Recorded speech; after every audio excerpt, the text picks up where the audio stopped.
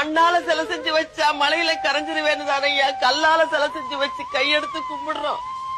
அதுக்காக நீ கல்லாவே இருந்துடணுமா? கரையணும் ஐயா, கரையணும் ஐயா. நீ கரையணும், உன் மனசு கரையணும். அப்படி கரைஞ்சாத்தாயா என் கவலை கரையும், என் கவலை கரையும். 2 பொண்டாட்டி இருந்து புள்ளையே பெத்துக்காத ஒண்ணு அப்பனே முருகானு எல்லாரும் கும்பிடுறாங்களே, எதுக்கு? தகப்பனா இருந்து தாங்கிக்குவேங்கிற தைரியத்துல தானே. என்ன மட்டும் ஏயா இப்படி சோதனை பண்ணிக்கிட்டே இருக்கிற?